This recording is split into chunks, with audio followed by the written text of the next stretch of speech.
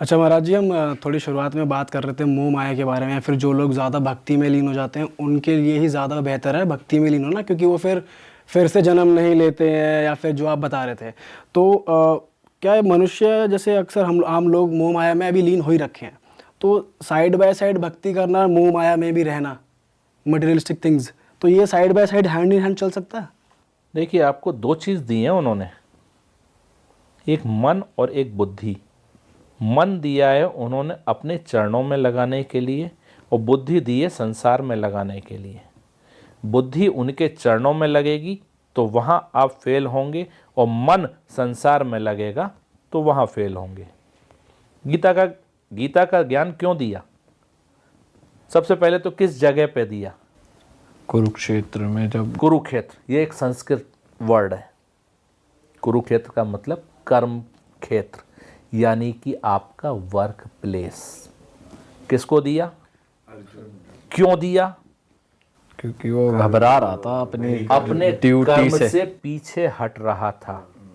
उसने अपना गांडी उठा के रख दिया था। पूछा गया क्यों?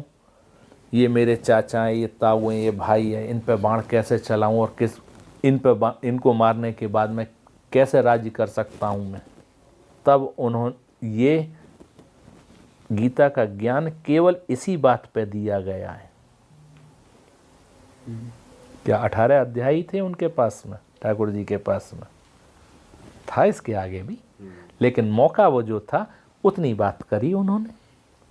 उसमें उसको यही समझाया है कि देख, तैने अपना मन लगाया वहां तो रिश्तेदार बने, अगर बुद्धि लगाता तो ये तेरे दुश्मन है। अगर तेरे होते तो तेरे पीछे खड़े होते सपोर्ट में, अगर तेरे होते तो तेरे सपोर्ट में खड़े होते। वो छोड़ देंगे?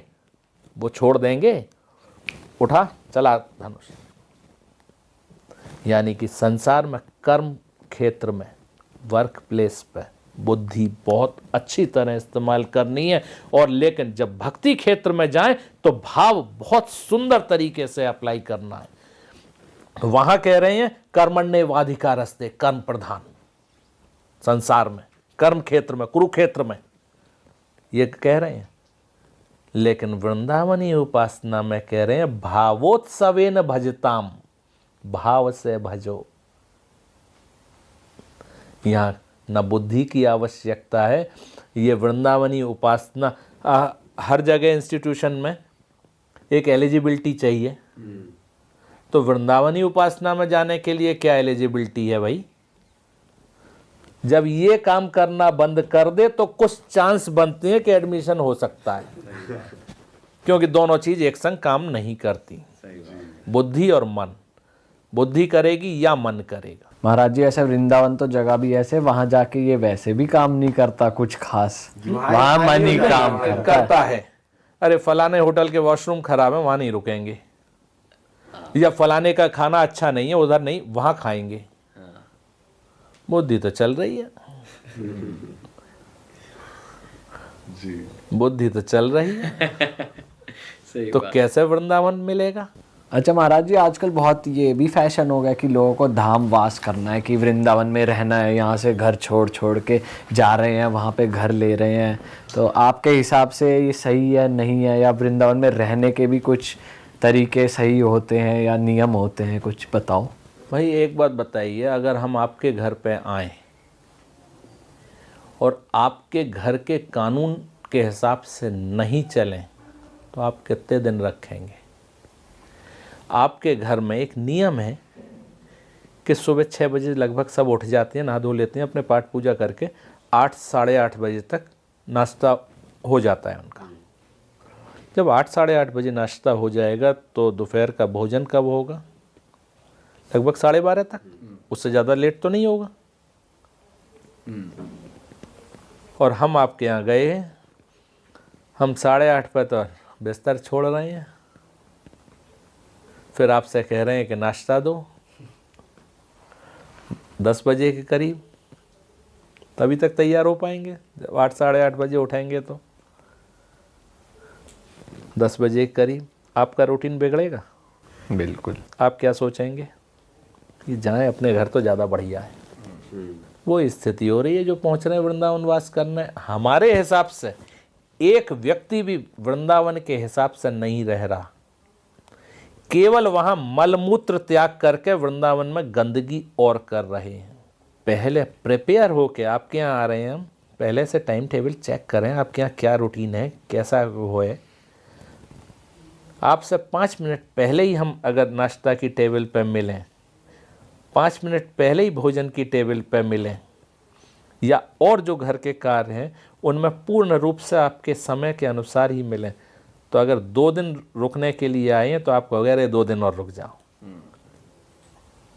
और अगर हम उल्टे चलें, अगर हम 2 दिन के लिए आए हैं, अरे आपकी ट्रेन कब की है, ये आपने टिकट कराई कि नहीं कराई, यूं करके पूछा जाता है कि वहां पे उधर की याद दिलाएंगे आपके यहाँ क्या चल रहा है, वहां पे क्या चल रहा है, कि इसका मन उच्चाट हो वहां जाए। सही बात। भाई वृंदावन रहना, वृंदावन के हिसाब से तो रहें आप, वृंदावन के लायक अपने घर में रह के एग्जामिनेशन हॉल में बैठ के प्रिपरेशन नहीं होती, प्रिपरेशन घर पे बैठ के होती है। एग्जामिनेशन हॉल में तो एग्जाम दिया जाता है। आप आज 100% लोग जो वृंदावन वास के लिए आ रहे हैं वो एग्जामिनेशन हॉल में ही प्रिपरेशन करने वाले हैं, तो क्या पास होंगे? महाराज जी आप बता सकते हो उन लोग को जो लोग प्लान कर रहे हैं कि वृंदावन जाके वास करें, कोई क्या शेड्यूल है, क्या टाइम टेबल है, क्या करना चाहिए उन्हें? सबसे बड़ी चीज़ है अपना स्वभाव। अपना स्वभाव कैसा है, क्या वृंदावन के अनुरूप है? जो वाणियों में वृंदावन में रहनी सहनी बताई है, क्या 1% भी उस पर हम खरे उतरते हैं? वृंदावन के लिए तो ये आ रहा है कि दूजे तीजे जो जोड़े शाख पत्र कछु आए, ताही में संतोष कर रहे अधिक सुख पाए। दूसरे या तीसरे दिन कोई शाख का पत्ता या टुकड़ा मिल जाए, वो ही खा के संतोष कर। अरे फलाने रेस्टोरेंट में तो बेकार मिलता है, वहां बढ़िया बनता, आज ये बनाएंगे घर में, आज वो बनाएंगे।